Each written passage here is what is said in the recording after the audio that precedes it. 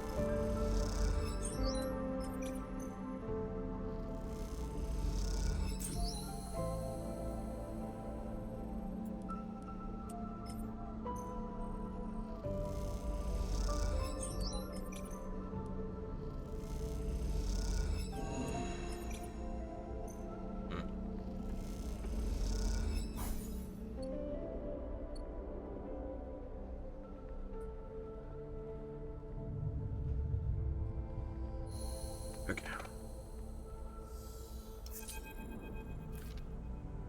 You find Seraphine and Marco waiting for you in the hidden room where you met before.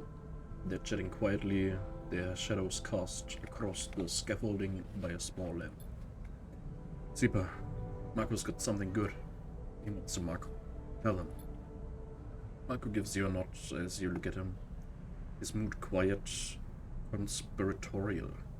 I don't know if it's as good as Finn thinks, but it is an opening.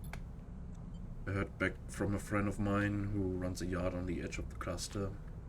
The fair way out from here. Smart guy. Makes a tidy profit of selling fuel to freight crews. Freight crews on their way into Darkside. He undercuts the Darkside dockyard fuel prices, which include a cut for Utsbo, so they stop off at his place to fill up before heading in. Marco smiles. Clearly, this is his kind of business. This guy, he owes me a favor, and I'm gonna call it in. He can get a few of us onto a freight crew, swap us out from the usuals who stay at his place, and let him have a few drinks on him. The crew, meaning us, will deliver the freight complete with a stopover for cargo loading in Darkside. He smiles. Which is when you do what you need to do.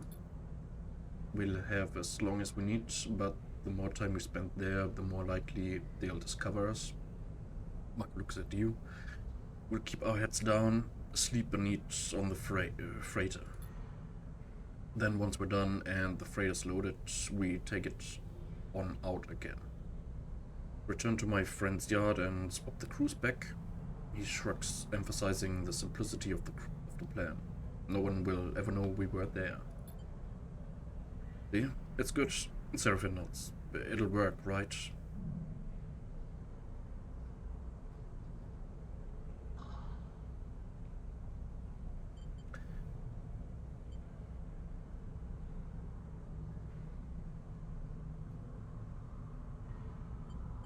What if they check the crew list? What? On the manifest? Not going to happen. And who's to say you aren't the names on the list? This is the belt. Seraphine looks concerned. It's going to be tight, but I reckon you can get what you need in time. Make some connections with whoever is resisting Utsubo, get an idea of their operation, look for weaknesses. It'll have to be quick, Finn. They're quiet. Marco gives you both a warning look. No noise, no attention. This can quickly become a one-way ticket. Seraphine turns to you. Think you can handle it? Together, we'll get it done. Seraphin and Marco exchange concerned glances. What aren't they telling you? There's one more thing, Sleeper. Seraphin looks down. Someone needs to stay with the rig. Someone who can pilot it if there's any attention at the yard. Meets your eye. It has to be like this. I'm sorry. I'll be going in with you. Marco puts a reassuring hand on your shoulder. I know Darkseid, I will guide you all the way in and all the way out. There'll be room for one more on the crew. I'll leave who that is to you. But let me give you some advice. He leans in closer. You better be sure you really trust anybody you take on this one.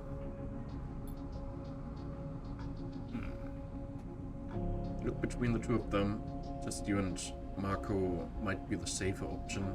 The fewer people, the less likely it is you give yourselves away. But then if Marco doesn't keep up his end of the bargain, you'll want all the backup you can get.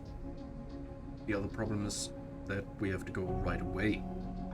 You see the rising tension in Marco's face. The freight is arriving this cycle.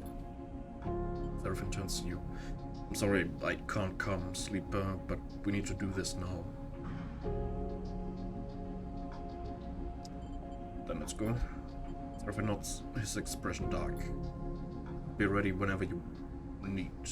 Just give me the word and we'll head out of my friend's yard. Marco sighs.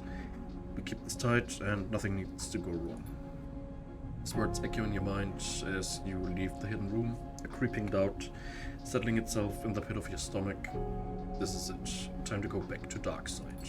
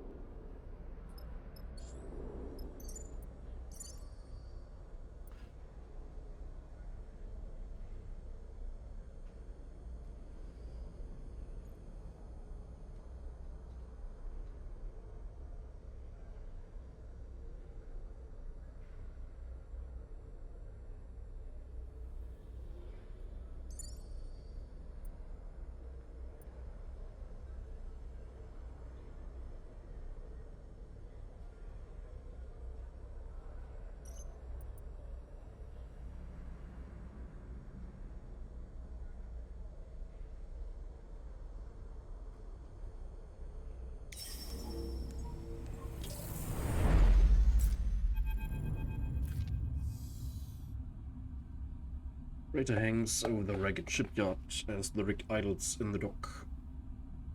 Your eyes trace the fuel lines snaking up to its underside, where they disappear into the dark.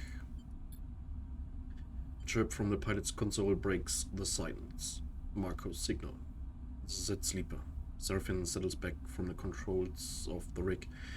He looks over his shoulder at you. You better get going.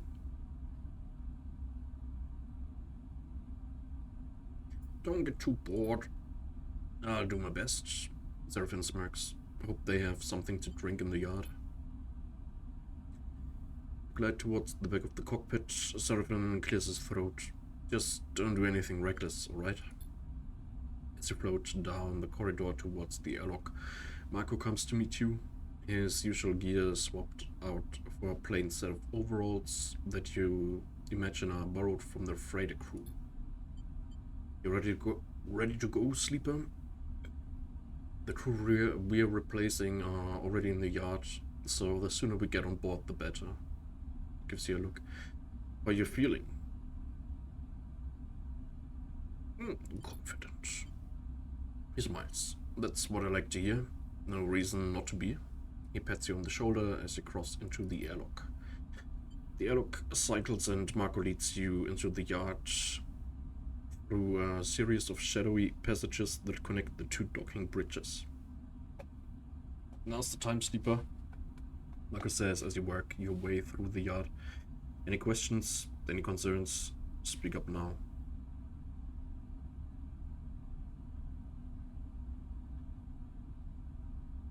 Will we have to pass any checks? Marco shrugs. This freighter's a known ship, but shipped to Utsbo. That makes this route on a regular basis. They have no reason to suspect it. You reach a vertical tunnel and start ascending. At the docks, we'll probably have to give some enforcers a nod and a smile, but that's it. You come out at the entrance to the other docking tunnel, the freighter filling the viewing window so all you can see are the plates of its scratched hull. Sleeper, this is waiting by the docking bridge. How come you aren't wearing one of these? They gesture to the loose and plain crew overalls they're wearing.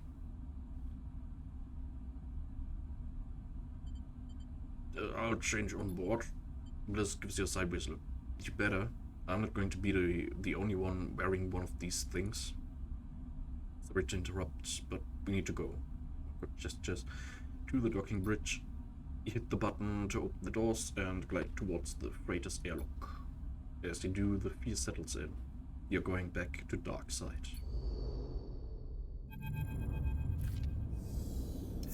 Darkside sprawls out across the starscape.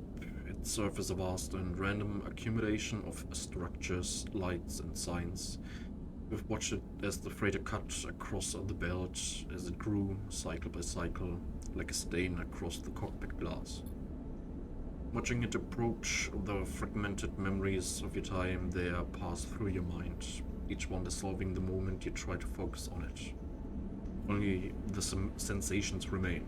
Despair, claustrophobia, fear, all somehow strengthened by their disconnected nature. It's as if, by not being attached to specific memories, they can run free through your mind, as alive as they were in the first moment of feeling. Instruction received, appreciated. Marcus in the pilot seat, talking to the port authority, incoming to strut 2-3. He turns back to you, clicking off the outgoing comms channel. First step complete. We've got docking approval as expected. He raises his eyebrows, noticing something in your face. Keep it together, alright? I've got this. He sighs and turns back to the controls. Sleeper? Bliss gets your attention from across the cockpit. I'm right here, okay? I know this place is complicated for you. They smile warmly, but I've got your back. Anyone tries to mess with you, they shrug in an exaggerated way. I can't be held responsible for what I'll do to them. There's a hollow rumble through the body of the freighter as Marco brings it into the dock. The noises of this above tier, more industrial ship differ to those of your rig, and you haven't quite got used to them yet. A squawk of noise over the comms sent Marco scrambling at the controls to submit the docking code he was sent just moments before. There's an agonizing wait, and then a chirp as the code is accepted. The freighter is docked. Let me go out first. Talk to the dockers, start the unloading. He unclips from his seat. Then you're good to go. Okay. Marco nods. Alright, hold fast. and he glides out of the cockpit without waiting for a response. You hold your nerve, looking out at the flickering lights and distant traffic. The airlock clunks open and closed again. Time drags on. You turn your attention to the job ahead. Seeing it stretched out in front of you, dark side seems impossibly vast. Too vast to find a specific person, but just to find a type of person, someone unhappy with Utsubo's gains, ready to risk their life to change this place and push to a point of desperation or anger that might be a lot more doable. First, you must understand Utsubo. See how they run this place, where they meet, what they talk about, find where Utsubo is weakest, find where they can be broke, and think about the pressure that might be applied not just by you, but by all of Darkside. How much do you trust Marco Sleeper? This blurts out the question almost unconsciously. I'm sorry, do we know him that well? Seraphine does. Does not. I hope Seraphine's trust is well founded then. They sigh and look out at the station. The airlock cycles once more, and moments later Marco is in the cockpit, sweat beading on his brow. It takes a moment, his mood uncharacteristically flustered. Well, I bent the truth a little back there, but I think we're good. He runs a hand over his hair, slicking it back into place. Luckily, I've had a lot of practice lying to dock workers. He gives you a wink. They'll begin unloading later this cycle, and they won't be in a rush. He smiles. We have our time as promised. But the sudden interjection evaporates any relief you were feeling. Utsubo are watching these docks. That I know for sure. For now, we're just another freighter, but all our coming and going, that could be a problem. He turns to you. We can try to disable their monitoring or just get the job done before it becomes an issue.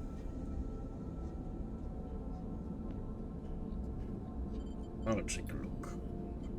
I'm sure you will. That way, we need to get on with what we are doing. Marco folds his arms. Utsubo are everywhere, but we need to understand them to know what is happening inside the organization. We slip under their skin and find out how they work. Marco looks to you. This is what I recommend.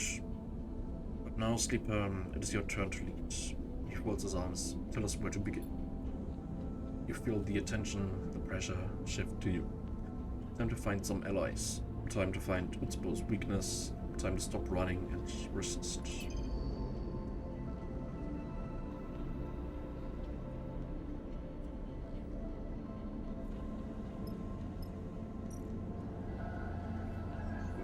With Utsubo monitoring the docks, there's only a certain amount of time before they find you, unless you blind them.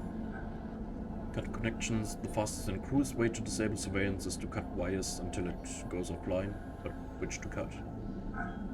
Hack surveillance. The Utsubo surveillance uses the dock's layered network. With some careful and delicate work, it could be disabled completely.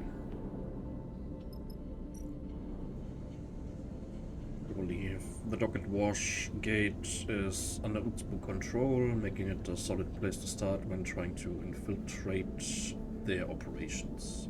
Docker debate. The fastest way to get information on Utsubo will be to kick up a conversation with the dockers. It's not exactly subtle though. Eavesdropping, the safest way to investigate Washgate is by listening in to the dockers. But who knows if you'll get the information you need.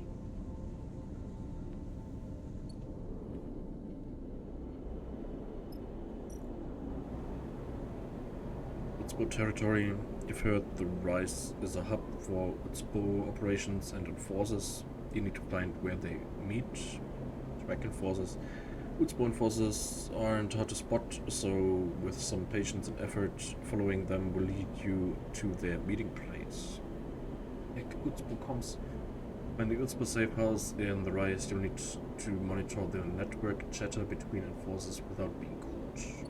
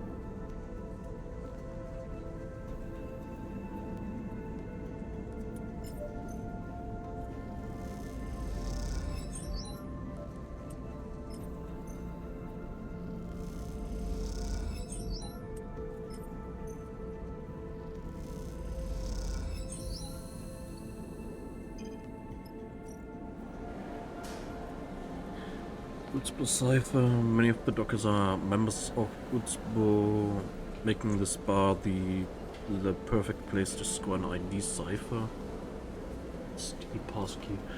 Fastest and most dangerous way to get an entry cipher is to steal a physical passkey. First you have to find a mark. Extract cipher. Rather than steal a passkey wholesale, it might be safer to hack the personal slates of the dockers and extract enough data for a fake.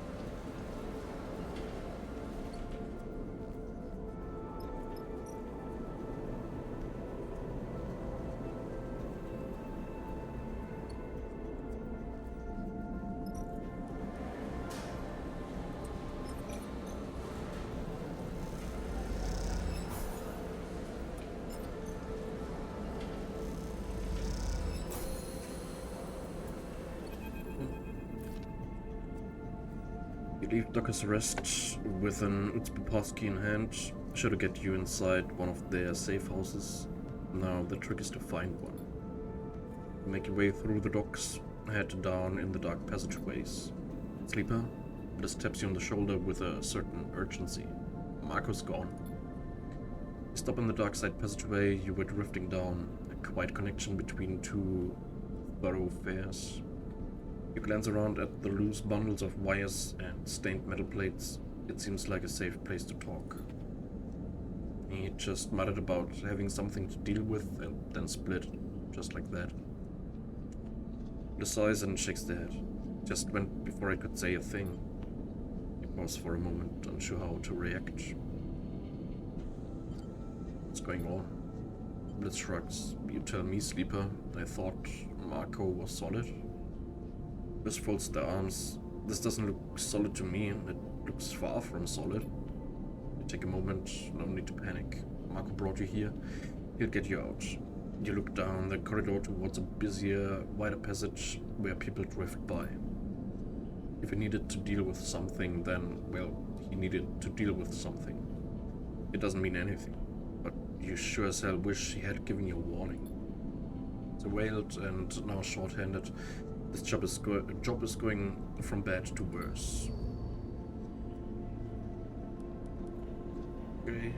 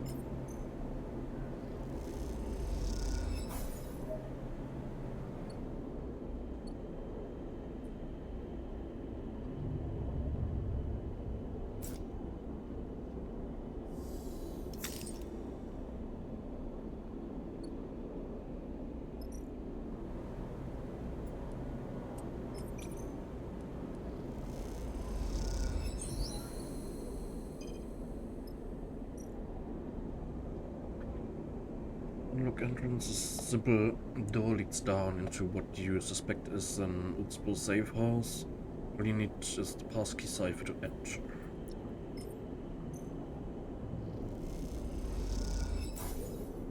You use the passkey and the bolt thunks open. Time to go inside. The unmarked door slides open as you use the cipher. Beyond it, a dark tunnel descends its roof, a mess of bundled tubes and wires. Entering, you see a flickering light at its far end, and hear the soft echo of raised voices. You hear Bliss taking a deep breath behind you. You stay quiet, listen in, that's all. You're unsure if they are talking to you or not. You drift down the tunnel, in your limbs clear of the sides. Your passage through the air silent and gentle.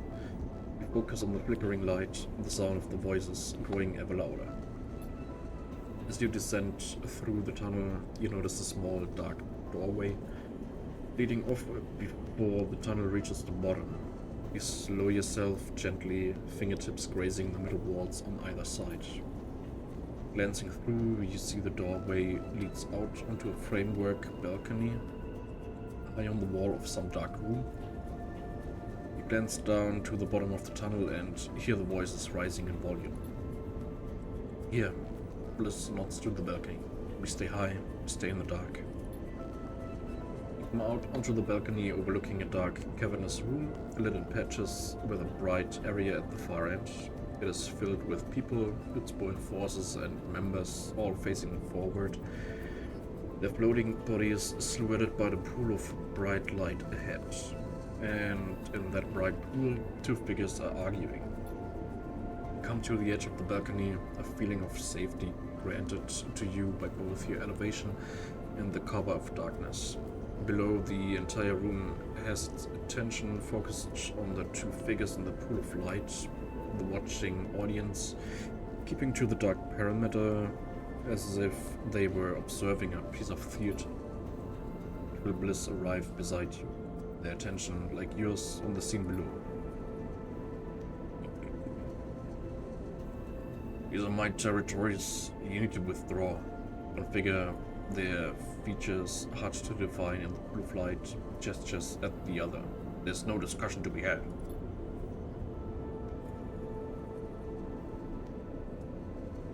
The other figure laughs. You're pathetic, Oren. The wash gate is a joke, like you. He turns to the crowd and you see dark hair, dark eyes, and a smile like a slit. The dark-haired figure addresses the gathered crowd. Oren makes nothing from the wash gate, all that fright, and he lets it slip by while he soaks up bribes, hearing echoes around the crowd. He's stealing from you all. Daichi, you piece of shit. Oren spits, a glinting orb zipping past the other man. You have no respect. You have the crowd enter the light, gathering behind one figure or the other. Barely more than an enforcer and already dictating terms. If you had any idea what was happening in the passages, you'd know we've been facing sabotage and resistance across the wash gate. Oren shakes his head. Blitzball's control is under question. Sabotage and resistance. You quietly lock the remark in your mind. Those are the people you have to find. Daichi smirks in response. I still know how it is in the passages, but you are getting soft, Oren. He glances around. You can't deal with some angry shop owners. He makes a show of his mocking wrath. It's easy to mock, but they are organized, and I am close to rooting out their meeting places. Oren folds his arms. You wouldn't know where to start looking. If you say so, old man. In the end, it's only a matter of time before someone ambitious notices how weak you have become. Ichi draws a finger across his throat with a grin. The room erupts in shouts. Both sides call out insults, while others from the crowd air their own problems, some drifting into the light to heckle Daichi and Oren directly. Silence! Voice cuts through the room, raised above all others. The noise drops. You lean forward to get a better view. The woman holds her muzzled arms in the air, a wide, strong posture of control, not surrender. You hear a sharp intake of breath from Bliss beside you. but you don't dare look away for more than a moment. Both of you. She shakes her head, her long braid snaking through the air as she does. Enough, this is not how we do things. The case is replaced by a disgruntled muttering, no one voice willing to rise above the murmur. Daichi floats to one side, arms coolly folded, while Oren fumes opposite him, his hands in tight fists. So this is how the Starward ward conducts its business. She shoots hard looks around the room, animals fighting over scraps. Kita, Oren eyes Daichi as he speaks. Daichi is the one disrespecting the leadership and the trust they have placed in. I said enough. Your weakness does not impress me, Oren. She turns to Daichi. And neither does your petulance, Daichi.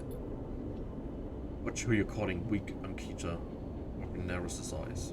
You may be Lane's favorite, but I have something that will change all that. He looks over to the heads of the crowd. Bring him. The figures dragged into the circle of light, their head low, a greasy tangle of dark hair drifting over their face. They lift a hand and slick it back out of their eyes. Marco. Bliss hisses from beside you. Marco's pale face catches the light, gleaming with sweat. This one here is a very interesting story to share with us all. Gestures to the gathered crowd. I'm sure you're all aware of the bounty Lane has put on the head of a very valuable escaped sleeper and their accomplices. Well, Marco here tells me, he smiles at Marco, whose eyes are fixed forward, squinting into the light, that same sleeper is, right now, on a freighter moored in the Washgate docks. A ripple runs through the gathered crowd, a reflection of the value of this information. You wonder how much cryo is on your radar and on your end.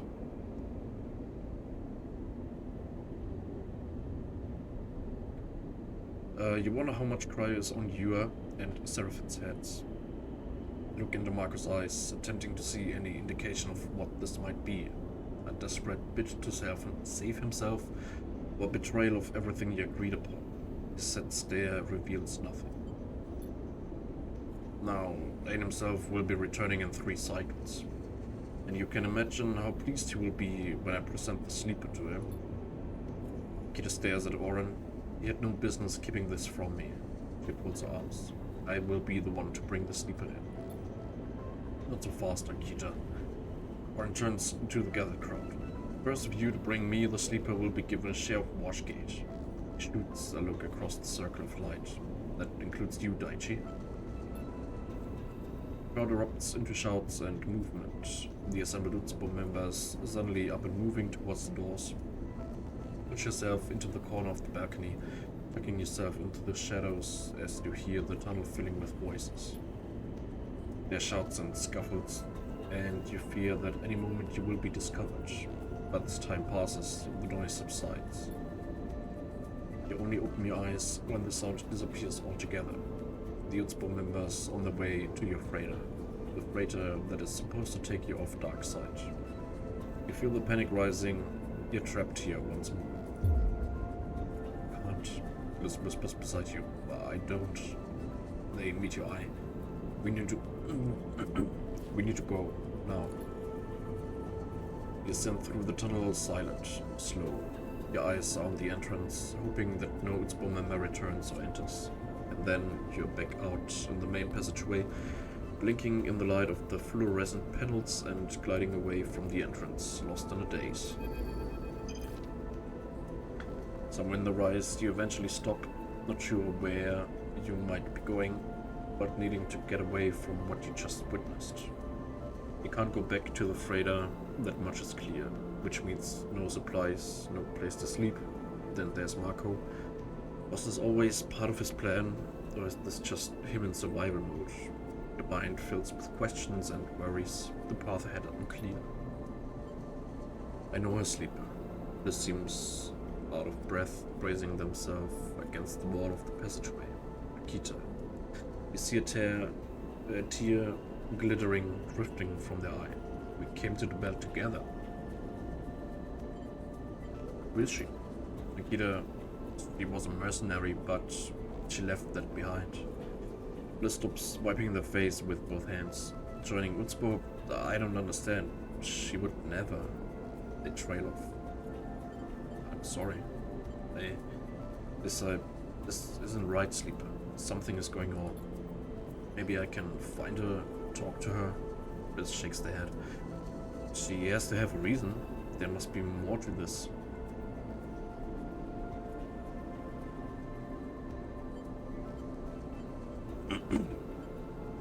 What about Marco? I don't know. He sold us out, but Bliss shakes the head. Something doesn't add up. Why strand himself here? Bliss goes quiet, lost in thought. It's clear as you see them turning the problem around in their minds that their past with Ankita is affecting their judgment. Go and talk to her. The woman looked homicidal. But she is Marco, and you still don't know what to do about that. Can you really leave this place without him? How would Seraphim react? If he actually has been caught by Utspo, can you forgive him for giving in to the pressure? You're struggling to be angry at him, perhaps because you have been where he is now, under Utspo's control. What would you have done to escape? Who would you have given up? We need to find somewhere to rest, Sleeper. Bliss is dry-eyed and determined now, a decision made in their mind. We should stay here in the rise, far away from the port. We'll need supplies, and more than that, we'll need a way out. They turn away and look down the passageway. I'll find an empty unit for us. Don't go anywhere. Take a moment trying to find a focus. Maybe if you could find those resisting Utspo, they could help you. Though you wonder if they ever existed at all, given that Marco was the one who reported their existence to you and Seraphim. Was this whole thing a ploy to collect the bounty to bring you to Darkside? If you search out Marco, perhaps he can answer you for better or worse. Then you recall Oren's words, sabotage and resistance. If that was an honest plea, then there's some truth in what Marco said. Utspo is being resisted. You try to gather yourself, you have to bounce back to come up fighting. Otherwise, this place will drown you in its darkness.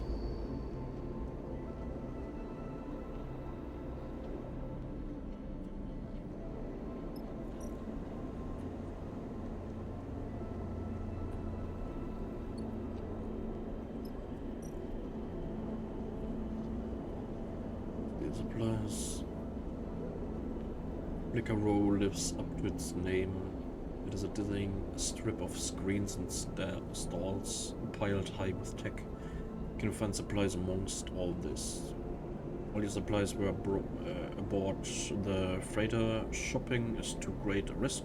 Stealing is the only way to eat and stay hidden.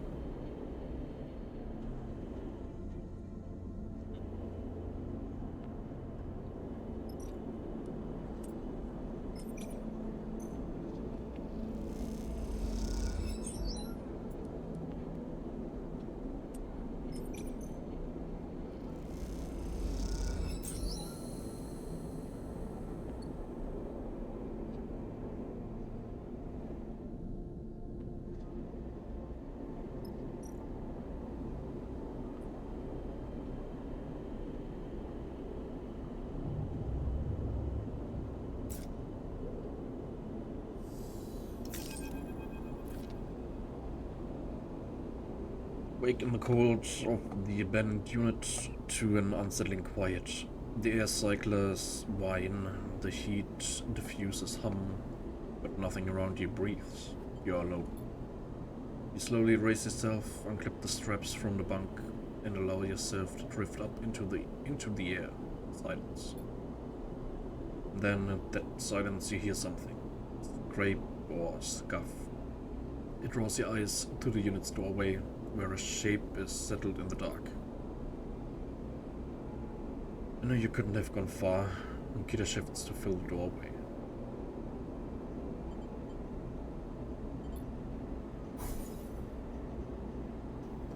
You kick apart, dropping your shoulder and aiming for Ankita, who raises an arm to deflect your hit. As you slam into her, Ankita reels back, then spins, wrapping you with both arms, and uses your momentum to whip you around and bundle you back into the unit. Just calm yourself. Ankita holds up both hands. Let's not cause too much damage. She raises an eyebrow. May I come in? She drifts through the doorway. We don't need any extra attention right now. What are you doing here? Look, just shut up and listen. Ankita drops her voice. I'm risking everything by coming up here, he hisses. So don't make this any harder than it is. What you need to know is this. I'm on your side. I want Darkseid free, just like you. And I hate Lane just as much as you do. Ankita sighs. I just have different methods, that's all. He raises an eyebrow. You might say better methods, given how well your visit has gone.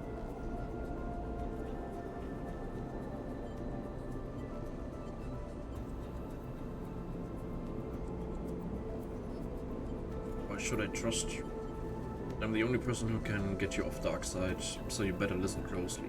Ankita hisses. It has taken me more cycles than you would believe to get this deep into Utspo, and I'm not about to give it up for one's KP. But then Lane doesn't usually run all across the belt chasing a lone KP, even a sleeper. Kita drifts a little closer, overshadowing you. So you need to tell me now, what does Lane want with you? Why are you so important to him?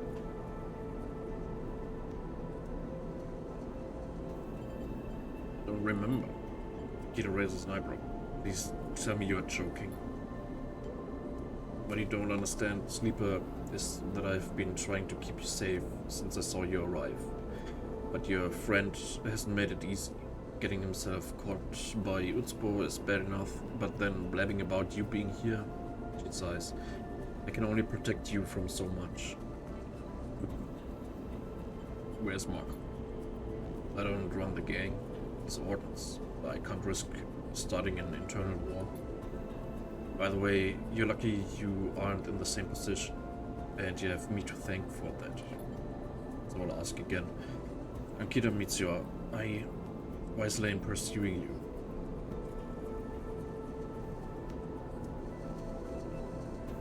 I explain that your frame is changing. Ankita looks away in thought as you explain. She waits for you to finish. None of it makes any sense, but there's no way I'm letting Lane get his prize. Not until we understand more. She gives you a hard look. I can get you out, but I need a couple of cycles, and I need you to do something for me. You need to take this with you off station. She produces a thumbnail drive and holds it up. This is everything I've managed to scrape from within Utspo. The key to challenging Lane is all here. I know it. Take it to Olivera.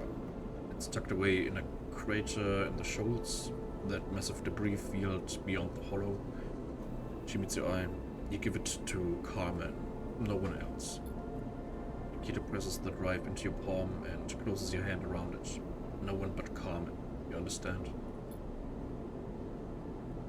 Lane's rise has been cruel. He has spilled too much blood.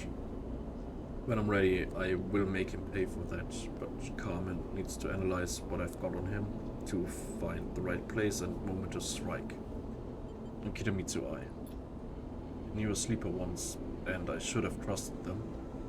He lets go of your hand, so now I'm trusting you. I'll get you out, and you deliver. It's the deal.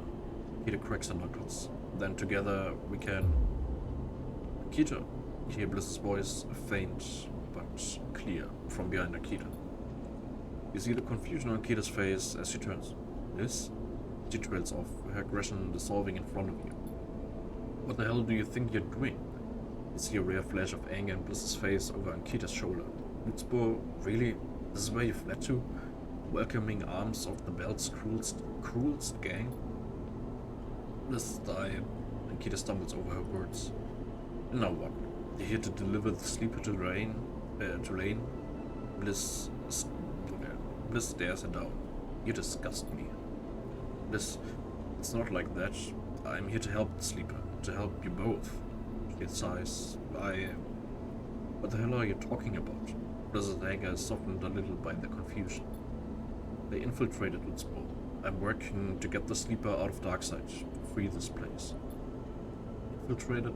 Sloths. So that's it? You've cast yourself as some sort of spy? They shake their head. After you left, this is where I find you? Are you trying to get yourself killed? Nikita looks down, silent. Her panic at seeing Bliss now turning into a cold, hard anger. Don't lecture me. I'm trying to do something worthwhile. She meets Bliss's eye with a fire. You have no idea what I have had to do. Bliss looks away. I don't want to know. They shake their heads. I don't want to know a thing. Silence falls in the room, tension growing. Ankita turns to you. Have to go, sleeper? She glances between the two of you. I've already taken a big risk coming here. They cannot find me. 2 cycles. We're ready to leave. She backs out of the unit. When Lane comes back, you go out. Neither of us wants him to win here. And a piece of advice, forget Marco. Keep your head down and wait for me. She raises a finger. You need supplies, steal them in Flickero, otherwise keep to yourself. Kita gives you a hard look and slips out of the unit.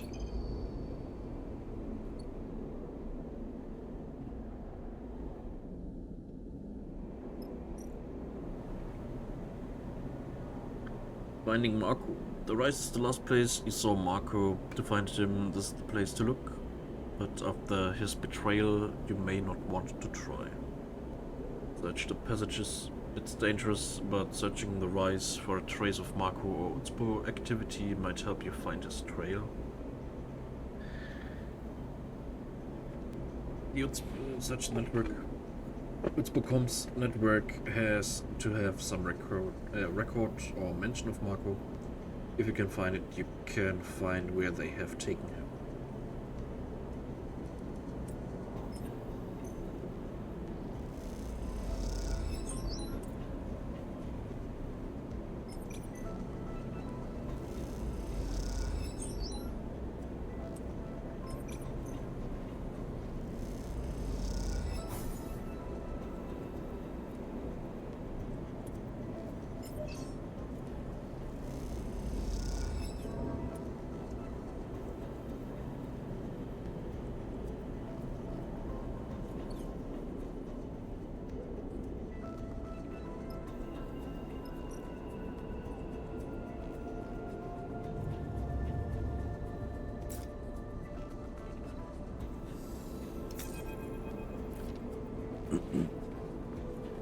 You wake in the bare unit, cloaked in the endless shadow of Darkside.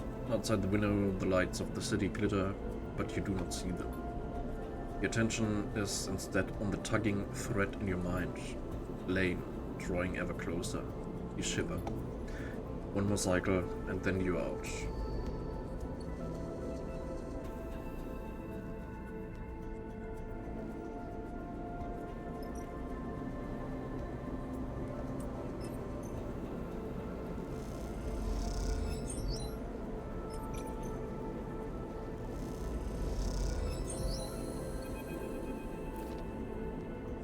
I have no specific memory of it. There is something unpleasantly familiar about the place you have found yourself in. Among the many stack units of the Rise, framed by scaffolding and stretching away from Darkside's reflectors in a way that is only possible in Zero G, you found yourself in a cold corner. Here, a locked door is marked with Utspo's sigil, a single eel curled back on itself, its mouth around its own tail. This is the kind of door behind which Utspo keeps its secrets, its assets. Assets like you and Seraphim were, like Marco is now. It's a door you have been watching, which is why you know there should be an enforcer lazily lent beside it. And why you know you only have moments before they come back.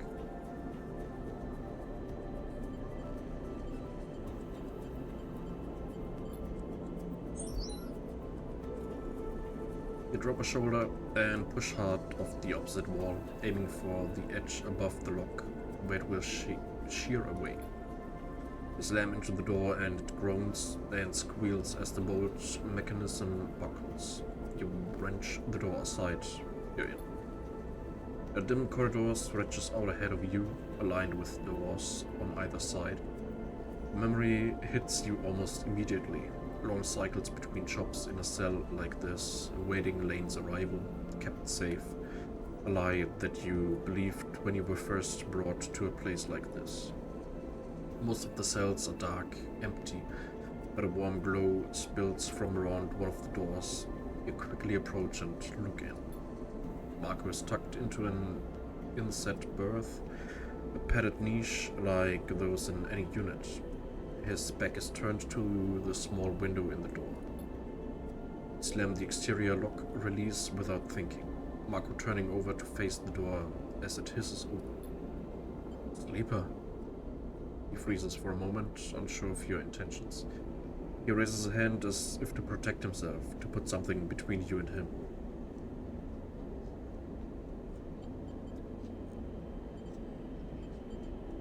You betrayed us. Marco frowns, his arms still up. I didn't have a choice, Sleeper. Frowns. Why did you come here? To accuse me? He laughs. Marco pushes himself up out of the berth. Let's not do this here. You came for me. Let's go. He glances desperately at the door behind you. Back out into the passageway and Marco follows slowly, tentatively. Time to leave. Lucky me. Daichi floats in the corridor, a knife glinting in his hand. I came to squeeze a little more information from Orin's prize here. Points a long knife at Marco, but it looks like I just got everything I need. Closes the gap, raising the knife. Now stay still. I'd prefer to deliver you to Lane in one piece.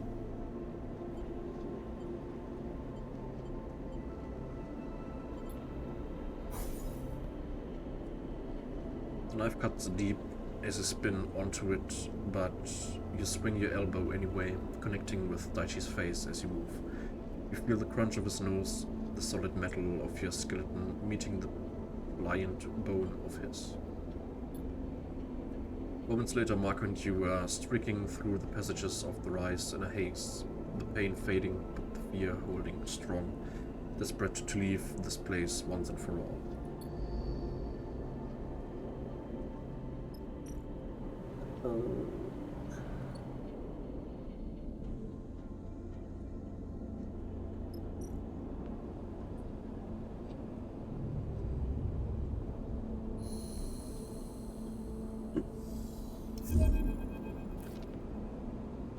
Marco rises from his berth quietly.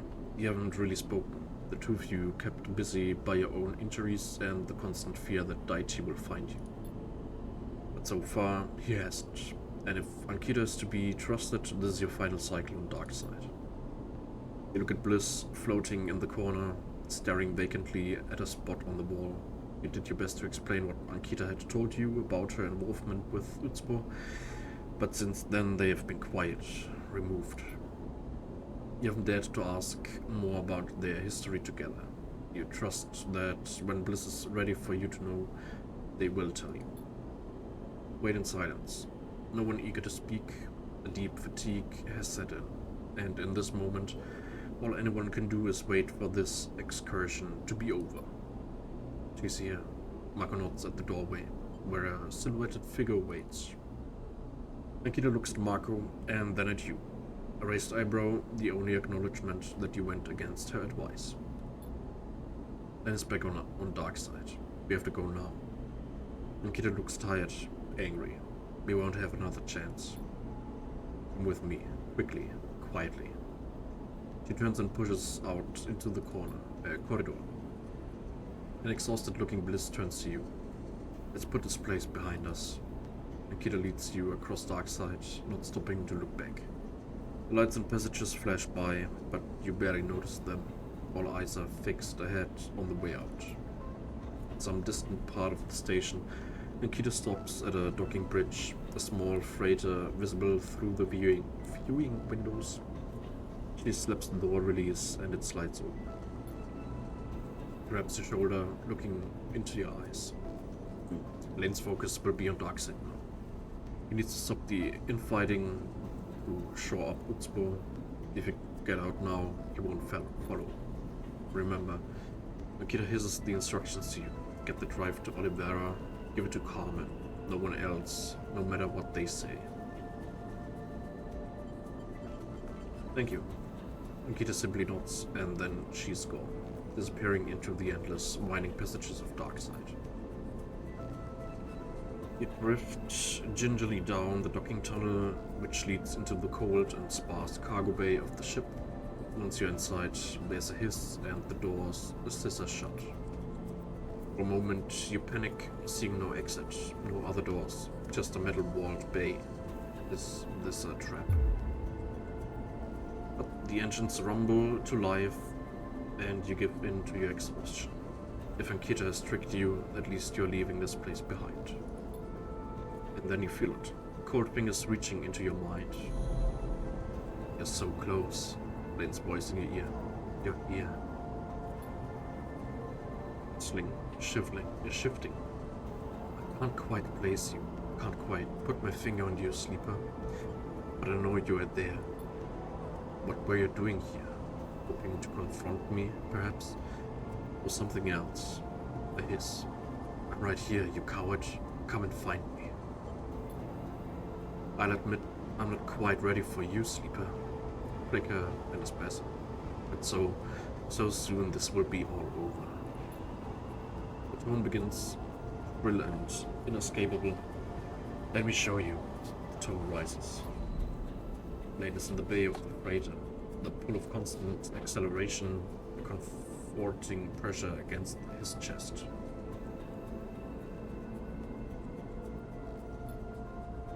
Lane looks around the bay, taking it in slowly. He inhales the stale air deeply. Lane feels power, its pride. A sense of control over another excites him. This is his desire.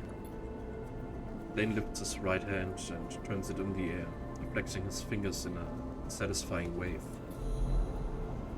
Something flickers at the corner of your vision for a moment, and you strain to turn Lane's head. It doesn't turn, but you swear you see a figure there, in the bay with you. It opens its mouth as if to speak, as if to scream, and then it is gone. A smile grows on Lane's face, a spreading tightness that has its own impulse. He raises one hand and uses it to grip the smallest finger of the other. Pause, and then a sudden jerk. Lane snaps the finger back against the joint. His pain is instant, as is yours.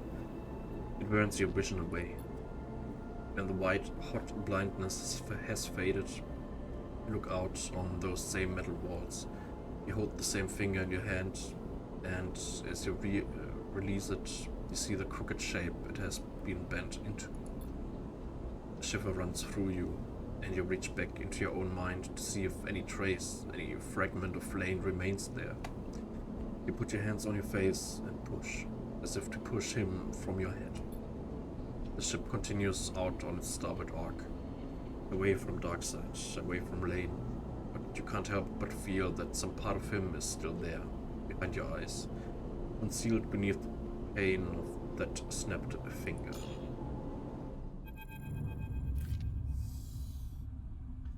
It takes a long time before you're ready to discuss everything.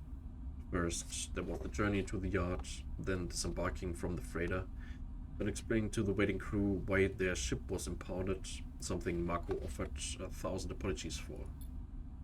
Thankfully, the crew of the ship that brought you out of Darkseid, sent by Ankita, took the other side and settled them. Through the promise of remuneration or the threat of violence. You're unsure, but you expect they will leave together for Darkseid soon. You do your best to explain things to the crew, though touching on what happened with Marco is not something you're willing to do at first. This in particular seems to struggle, taking themselves away from the rest of the crew, and mostly staying in their bunk.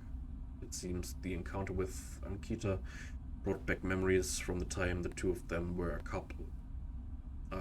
And harder memories, too, from the time after, when Ankita left. The whole time you find yourself in a daze. Your skin hurts and your muscles tremble. You don't feel yourself. You rest for a while, and as you do, conversations echo around you until you find yourself able to rise. Sleeper, Marco comes to you in the quiet of the rig. Can we speak for a moment? Go ahead. Marco nods. Thank you, Sleeper. He looks down. I know I almost cost you everything, but you have to understand something. When they caught me, I was looking for someone important to me. That was why I wanted to come with you. I just wanted to get a message to him and to know that he was alright. He screws up his face, each word bringing him pain.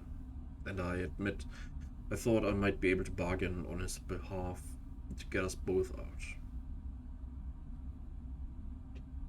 Bargain using my life? Marco can't bring himself to confirm it, but you both know it to be true. All I can say is, I am sorry.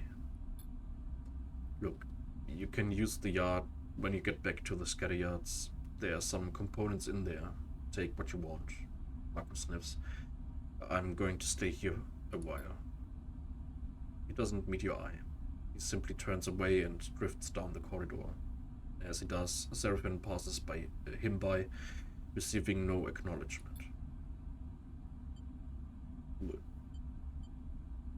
Seraphine gives you a questioning look as Marco leaves. What happened out there, Sleeper? He floats there, stretching his scarred arm, the protective sleeve he has been wearing since the far spindle finally removed.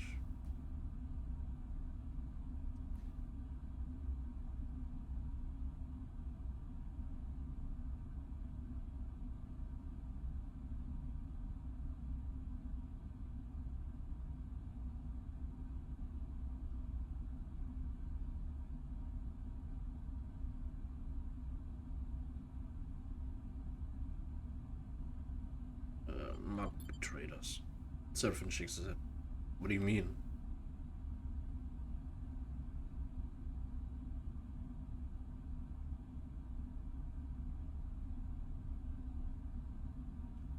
He told Utspo where to find me. No. Seraphine frowns. That can't be. He pauses. It's not that I don't believe you, but Marco hates Utspo. Seraphine sighs. He's come through for me so many times. I never thought I'll talk to him. Seraphine nods. A grim look on his face. I'll get the full story. Seraphine knocks down. I'm sorry I wasn't there, Sleeper. I should never have let Marco go instead of me.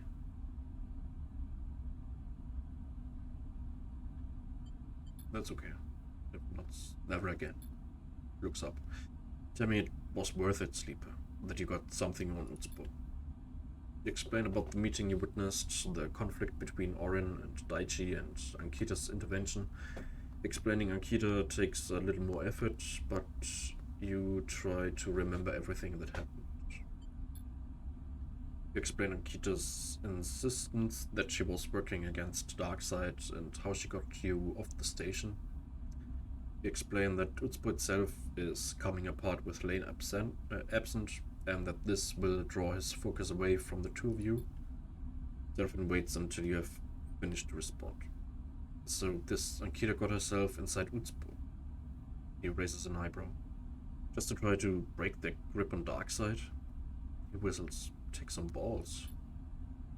You explain the drive. Mention Olivera, Carmen, and then hold up the thumbnail drive, the one Ankita entrusted to you. Olivera. He screws up his face. I've heard of it, maybe once or twice. I just assumed it was some backwater colony. He sighs. Never met a Carmen, though. What's on that thing? Seraphine nods at the thumbnail drive. Kira didn't say. I don't get it. Seraphine raises an eyebrow. We just deliver this little mystery drive and that's all? Looks away, deep in thought. Is that what you want to do next? Vera, you've never even heard of it, but it seems like the place to go if you want to help Ankita fight back against Lane. You look at the drive, and as you do, you can't help but feel you're being used, not for the first time. One thing I will say, Seraphine begins, clearly thinking out loud, if you want to head back to Darkside, take on Lane, we are going to need to do so on our ship this time. Some crews get spoof transponders, send out a signal matching another ship. He shrugs. I'm not going to get one fitted here, but that's something we need to look out for. Sure you think. Go back to Darkside where Lane waits. A shot of fear runs through you, thinking of the moment he slipped into your mind on the freighter. If you ever go back there, you know you'll need something to counteract him. But you also recall Overseer's presence in that moment too. His strange form holding its shape as Lane tried to override your control. Perhaps Overseer has a way for you to resist his signal. Your mind whirls with possibilities and problems. Is this really the right move? To go back to the place that almost killed you twice? To take Lane on? Seraphine looks at you expectantly. What are you thinking, Sleeper? We need to prepare. I couldn't agree more. Seraphine shakes his head. Next time will be different. We will be ready. We will come up fighting, and Lane won't have a clue what's hit him. We need work, we need a crew. Seraphine starts counting off his fingers. We need to take that thing to Olivera, and we need you strong, Sleeper. Speaking of, Seraphine takes out a box of components. I kept myself busy these past cycles, working in the fabricator base on the scatter yards. I figured you could use some spares. But first, Seraphine takes a calming breath. We rest.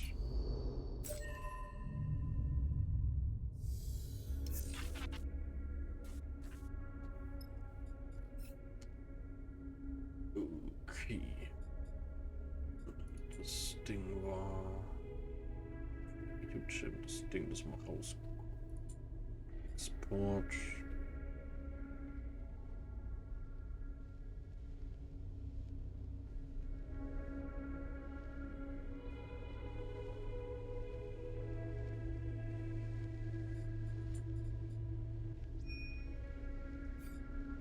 Mal das.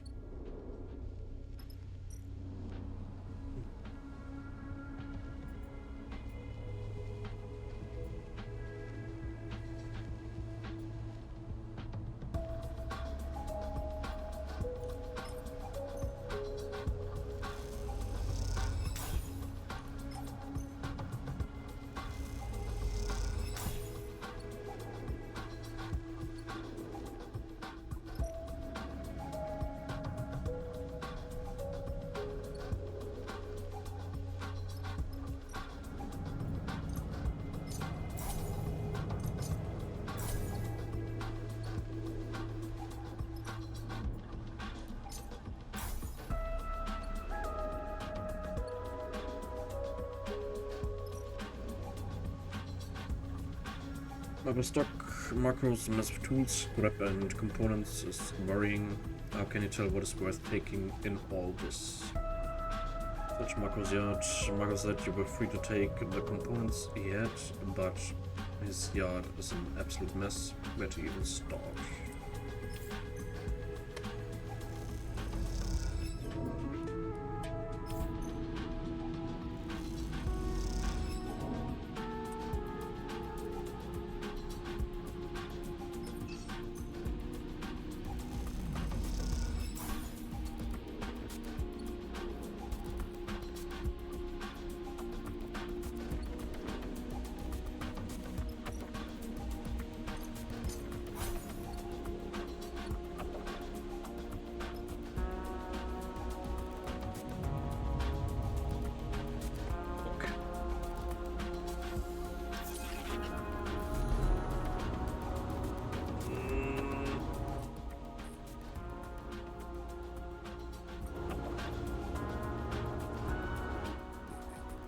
Well, nice.